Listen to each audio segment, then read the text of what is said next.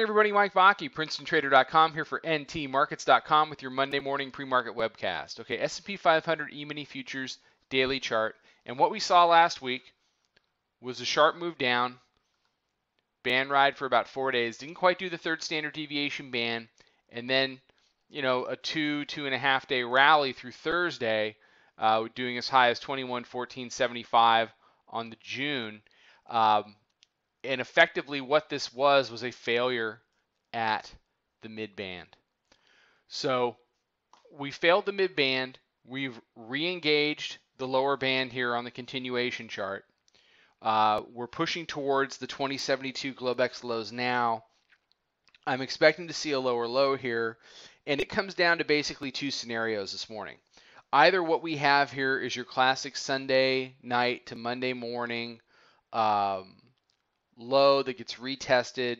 Maybe we do a marginal higher low right here, and it turns into a decent dip buy opportunity that the bulls can build upon throughout the beginning part of this week. Otherwise, what you're going to have is a secondary lower band ride. We had a band ride here. We popped into effectively what some people would characterize as a bull trap, right back down to re-engage the band. Secondary band rides are particularly ugly because of the amount of people that get sucked in going the other way because they think it's over.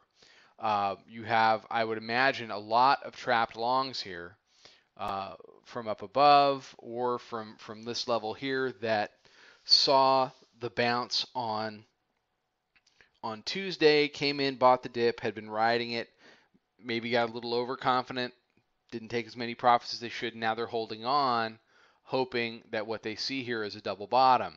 If they don't get their double bottom, you're going to see price likely accelerate to the downside a little bit. I've got 68 below. You've got S2 coming in today at 69.83.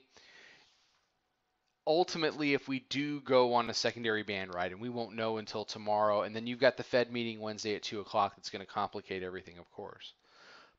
If you get the secondary band ride, the first target on the secondary band ride is the purple line there, the 200-day exponential moving average down in the 2040 to 2042 area. Okay. If the bears get ahead of themselves, then you could see a push lower into the Fed meeting and then a potential bounce from there. That would set up pretty nicely for everybody. The bears get what they want, the bulls get what they want, and it turns into a nice little trading week. But as we sit here at Monday morning at about 8:15, we just have to watch the morning, how the regular session goes in the morning. Or the dip buyers are going to come. The question is what happens. They showed up at the Europe Open. They took it as high as 81.5, but that's been rejected. Now we're back testing, the 72, 73 area. They'll be back in the regular session. Here, the question becomes, do they do another lower high and then a lower low? If they do, then the bears have an opportunity to put in a day. All right, everybody have a great day. Follow us on Twitter at Princeton Trader. Check out the website, Princetontrader.com. Come check out the chat room and check out the new blog, theartofchart.net, all one word, theartofchart.net. Spring Hill Jack and one of the other contributors from our room, Stan DeBosny, who have done these fantastic chart chat webinars for us, have started their own blog. They're posting charts on there, and they're doing a lot of fantastic stuff, so it's very exciting stuff. They do tremendous work for us every week on our subscriber-only chart chats, so check that out when you get a chance. www.theartofchart.net. All right, everybody have a good one. I'll be back tomorrow morning with another webcast.